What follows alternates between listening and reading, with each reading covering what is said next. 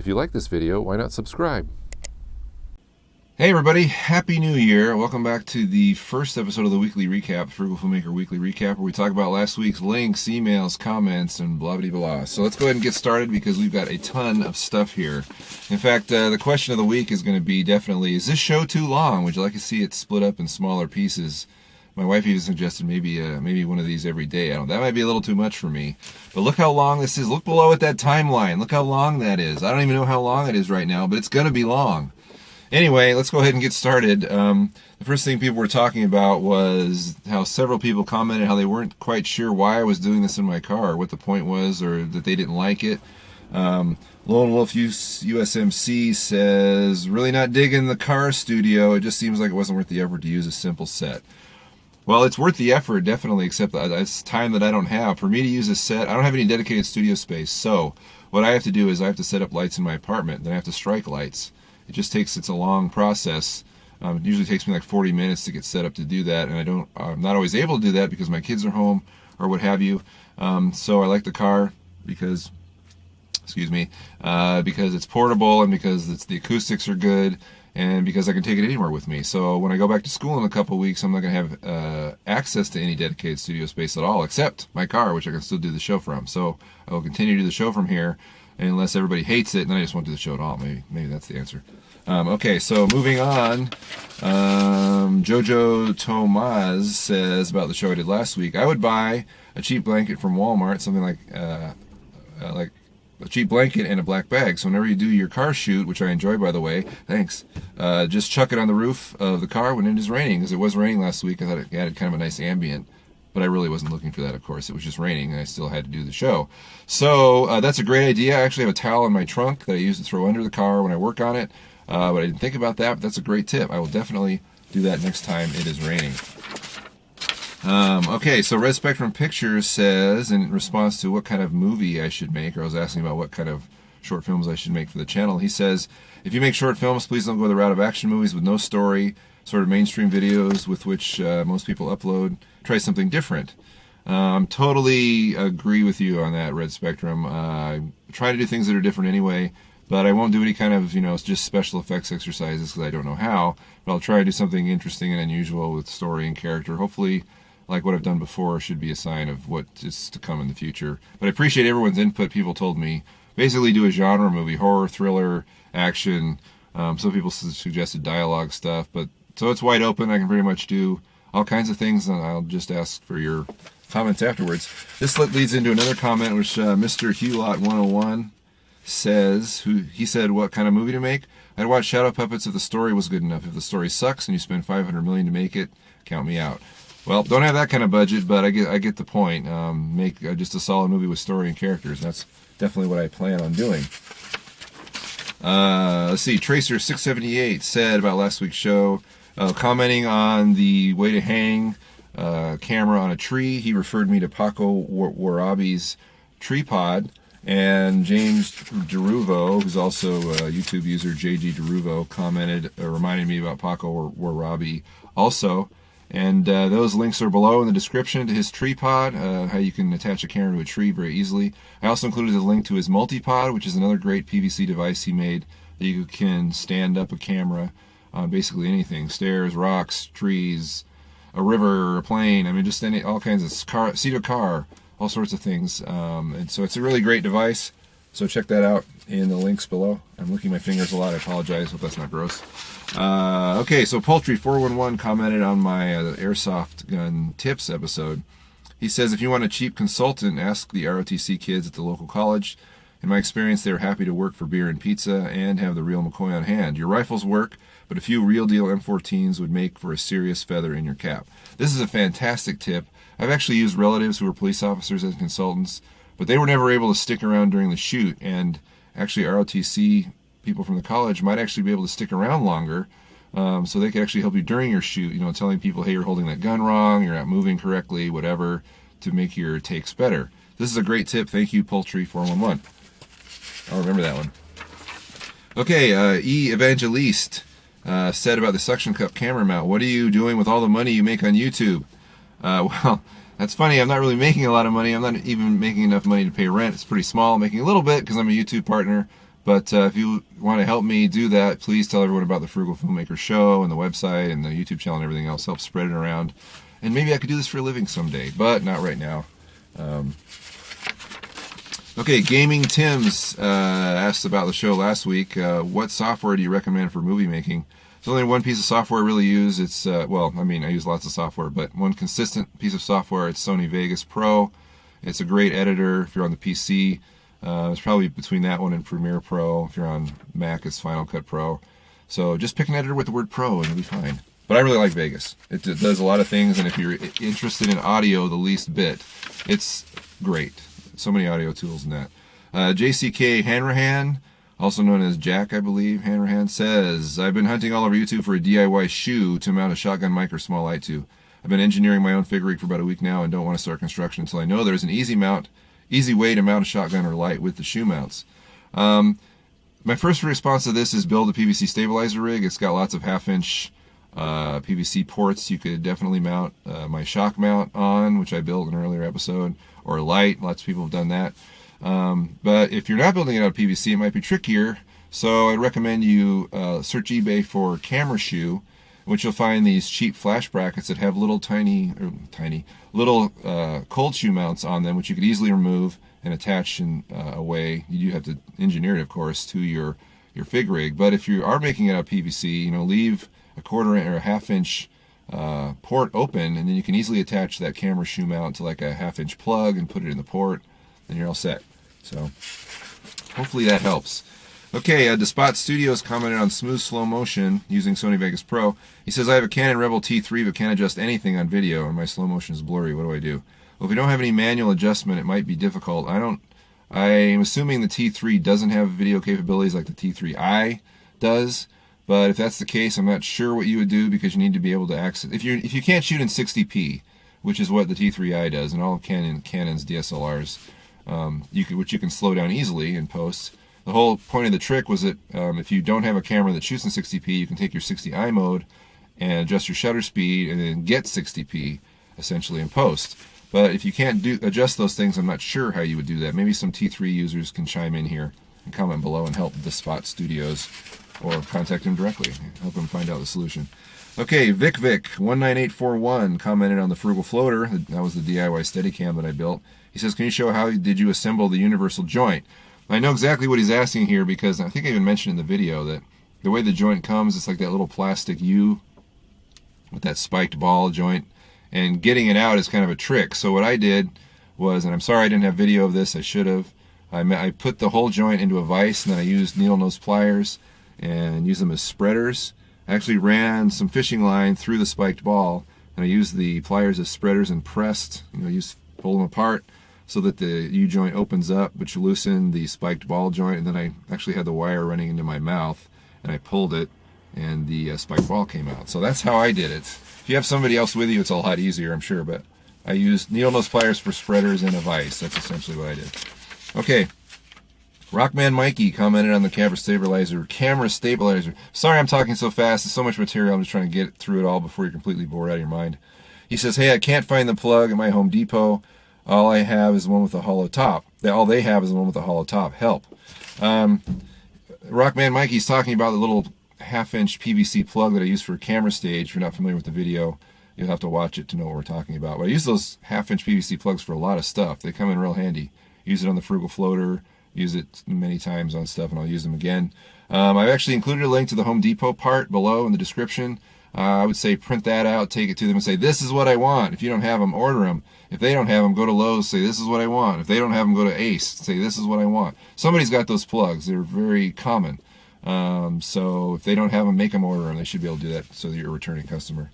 But yeah, you need to have that plug. The one with the hole in the top won't work very well.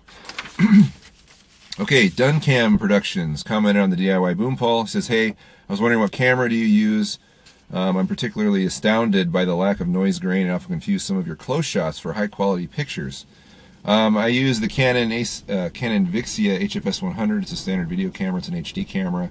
It does produce some good video for a standard cam. It's not a DSLR, so you don't get the depth of field thing. But that's the camera I use. Those cameras, unfortunately, are discontinued. I think most of the Vixia line is dead now. But just Canon's line is usually pretty good. That's what I use. Although I'm not using that for this video, which I'm going to explain why on Wednesday. This is a different camera. All right, Sexy Little Thug 77 commented about the video last week saying, hey, can we view any of your films? I checked your website, but I can't see any. Well, there is a link if you go to the blog. It says older short films. I've included the link below in the description. Those are my older shorts. Everything that I'm doing that's new is going to be on the YouTube channel, but I'm not going to upload anything that's old to the Frugal Filmmaker YouTube channel. That doesn't make any sense to me. I've also included a link to a web series that I worked on pretty heavily for a company that I was employed by. It's called Midnyte, MIDNYTE.TV. You can also find it here on YouTube. Check that out. It's got a lot of stuff in there that I'm proud of. It's not perfect, but that's something that I've done that you can watch. But there's more new stuff coming to the YouTube channel very soon. Okay, Film Herd commented on the video last week, the recap. Talking fast is hard. How do we post pictures of our rigs and stuff to you? Love the show. Well, thank you. The easiest way to post pictures of rigs that you've built is to join the Facebook group. Go to Facebook, do a search for the Frugal Filmmaker, join the group, or ask to be added. I will add you as long as you're a name and not a company, and then you can post your pictures. If you want to get featured on the blog, which I will do, send me 2 or 3 pictures and a write-up, which is like, I don't know, 300, 400 words. Explain how you built it, how it worked for you, what you did to modify it, because a lot of people modify that stuff, and then I'll just make it a blog post. So that's a great way. Plus, you can also include links to anything that you're working on, like movies or your YouTube channel or whatever. You can include that in the post, and that way I can give you a little traffic for your contribution. So, but the easiest way is the Facebook group. Okay, Flappy1114 asks, hi, I've shot some short movies, and each time I've worked in a different way. In what order should I do stuff? Color grade, correct, then cut the movie, then add visual effects, or cut the movie, then color correct, and then visual effects. So he's asking about the workflow process of post-production. I usually just cut first, achieve what's called picture lock, and then you can do all that other stuff. That's the general consensus, the way it's done. If you work in Final Cut, it's obvious that way because you have to export your stuff to other programs, where if you're using like Premiere Pro or Vegas Pro, you're staying in that one program, which that allows you to cheat a lot more because you can do things in that one area. But it's always a good idea to cut first and then do everything else second. But I have often broken that rule many times because I got bored with editing and want to see how I could make something look with color correcting or effects or whatever. So use your best judgment, but that's what I recommend. The Good Bad Bringer sent me a message saying, hey, I just bought a Canon T2i and wanted to ask you about the camera crane you put together. Will it work well with the type of camera I have? The way the stage is now featured in the video is not big enough for a DSLR. However, I am working on another video called the Frugal Crane 2.0, where I upgraded the crane to work with the DSLR as well as some other things, the pulley system, because things need to be a little beefier and better and smoother to work with DSLRs, because I tried using it with a 60D recently. Kind of worked, but the whole tilt apparatus didn't work. So I was just able to raise it up on a pole and do like a high angle pan, which is still kind of cool, but this is going to be fixed, I promise. So the way it is now, you're going to have to modify it yourself to get it to work, or wait for me to do it. All right, Andalore16 sent me a message. I have the Canon Vixia HF R20, and it doesn't have a hot shoe or any other mounting system for a microphone. Do you have any suggestions? Yes, this kind of goes back to the previous thing I was talking about, the whole fig rig deal. Build a PVC stabilizer rig or something similar that gives you a whole slew of open half-inch ports, because you can, if you don't have any, if there aren't any open half-inch ports on the one you build, you can easily add them by replacing elbows with T-joints, and there you go. You got your way to add a shock mount that I built, which is one of the episodes, to add a microphone, or lots of people added lights this way. So that's the simplest way. Okay, Corey Kleber sent me a message saying, I was just wondering if you have any tips at all on a good way to add a windjammer and a flip cam and some sort of rain protection. Rain protection, easy. Get a plastic bag, Ziploc bag, get some fun tack and some sticky tack stuff. Put it around the lens of your camera and press the bag right up against that so it's tight, so your camera can see through the bag. There's your rainproofness. As far as the windjammer, check on the link below. It's got a great link to Knoptop's deadcat for on-camera microphones. Essentially, it's like faux fur that he's velcroed right around the microphone area. Works just like a dead cat. Problem solved. Okay. On to the links now. These are all of the so much stuff this week. It's just unbelievable. That's why, again, the question is going to be: is this episode too long? Look at that timeline. Do you really want to sit through all this? It's kind of like a podcast. You could let it run in the background while you do something else. But just so much stuff. Would you prefer it was broken up into smaller bits? Maybe something daily or weekly or once a week. Every day of the week, the work week. Okay, see, it's taking so long for me to just say all this stuff. Okay, so the links below, you'll find all these in the description. Sonny Sharif built a really nice DIY camera slider. There's 2 links to his videos. One is the actual slider at work, and the other one is how to build it. Now, when you're watching the tutorial, there might be some problems hearing what he's saying. I told him about this. He's supposed to fix it. But there's also so many visuals that you should easily be able to figure out what's going on. Lots of graphics, lots of text. Looks like a really good slider. And it locks itself to the rail, which is something mine can't do. Next up, we have a cheap tripod. It's a $10 tripod, which actually is attached to a telescope. So at Target, these are apparently out. You can get these cheap telescopes with cheap tripods attached. So you get a tripod if you really need one, and a telescope to boot. That's awesome. Okay. Next up, Film Riot has a post this week about a $25 boom pole. Very similar to the one I built, which I think was about $25, based on that light changing pole from Home Depot. They use a similar shock mount. Only thing I didn't necessarily like about their pole was that it's fixed at a 90-degree angle. There's no tilt mechanism, which there was on mine because I wanted that. But still, nice shock mount, nice pole. Good video. All their stuff is always great, informative, funny. The best video cameras of 2011 is the next link. If you don't know about, if you want a good primer on what camera to buy right now and what type of cameras are available, this podcast is great. It gives you all the basic categories.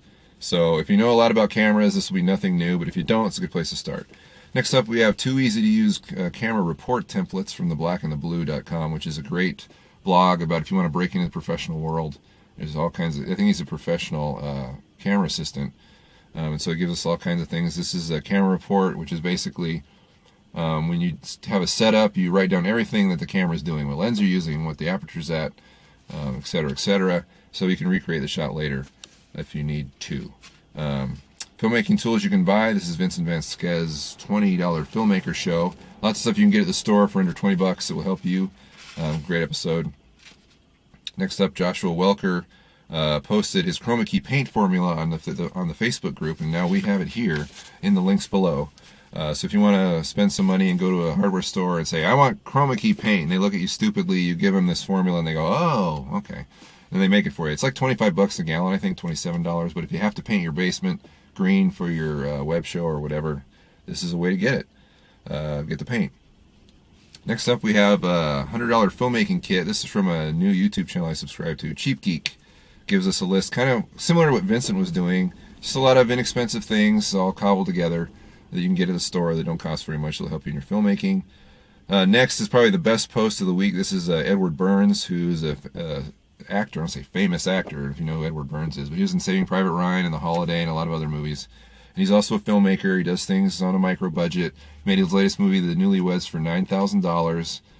He shot it on a Canon 5D Mark II, used natural light. What's really fascinating is he breaks down his budget. Excuse me. $9,000. $5,000 of that went to his actors. He paid his actors. I'm not quite sure. I tried to figure out the math here, like how much because the cast looks like 4 or 5 people, 6 maybe, and Burns is in it, but he's not getting paid, was my guess. So they're probably making less than $100 a day. I'm not for like 11-day shoot, 12-day shoot. I don't know. Pretty interesting. So if you're in a micro budget, you have to follow this guy. You have to read this post. It's great. Okay, Travis Scalan Slider Dolly is another one. It's his version of another guy. I'm sorry, I can't remember his name. Indy Jones? No, not Indy Jones. Maybe it was Indy Jones. Anyway, this is basically the trolley dolly kind of turn. They take the tracks and they turn them inside, and the slider rides inside, so it won't fall out of the tracks. Great idea. I hopefully these guys will produce a tutorial soon on their mods. But it's pretty good stuff. Hollywood Style Tricks on the Cheap is the next link. This is basically if you want a chroma key studio or run a chroma key setup, you don't want to build anything yourself, you can get it prepackaged, which means softbox lights and a big blanket and a rack to hang it on. $250. Not cheap, but if you're going to do this and you just want to go, that's an option. The Zoom 1 firmware update. Zoom H1. Zoom H1 is a little digital audio recorder. I use it. Lots of people use it. It's under $100. And this is the firmware for the software inside the recorder. So very handy to know if you have one of these. Using a seatbelt pad as a wind-blocking deadcat. This is from Croto Film on YouTube. I just subscribed to him. Awesome tip. This seatbelt is like a sheepskin seatbelt pad. If I was wearing a seatbelt, I guess I could show you, but I'm not. It costs $6 on Amazon, and it just fits over the foam pad that you probably already have for your shotgun. Great tip. I think I'm going to build one of these just because. Next up, we have making a scar with glue and tissue paper. And more important, I'm not really I post a lot of effects stuff, but this YouTube channel is called Naked Filmmaker, and there's a lot of great stuff on that channel. This is our most recent video, so that's why I posted it. It looks like the channel exists to promote a movie they just made. There's lots of good stuff. Check it out. This is a great tip for a cheap practical effect. Okay, next I had a Happy New Year post on the blog. Just some posts that I liked from the last year that I put up. Another great site I just found, Public Domain Pictures. They have free stock photos that you can use in your videos. Professional or personal use, they say. That doesn't cost you anything. They just ask that you link back to them. I think that's a great trade. I'm always looking for great pictures for my blog. You can also include them in your movies too, apparently. Okay, so that's it for the link list. We have Paco's links and then that Home Depot plug. This has been a long show. I'm sorry. It's been so long. Again, the question of the week is going to be, is this too long? Would you rather see it broken up into bits? I could report on comments and emails probably every day, but would that be something you'd be interested in? I don't know. Maybe you like the show, maybe you don't. Give me a comment. Thanks for watching. I appreciate everyone's viewership. We're going to hit 10,000 viewers on YouTube this week, probably. So that's pretty exciting. Hope to keep doing this for a long time. We'll see you later.